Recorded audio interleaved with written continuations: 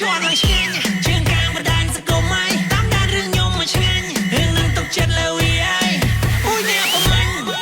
អញហត់ម៉ែវាថាមានការជួបជុំមិននិយាយតាមគេមិនបាច់ហៅអញវាថាហូបចុកធ្វើអីតសំដីវាធ្វើអត់បានវាសពការដោះសម្ពាធមកមានគំនាបវាទៅអត់រួចទេមានពេលទំនេររត់ថ្ងៃ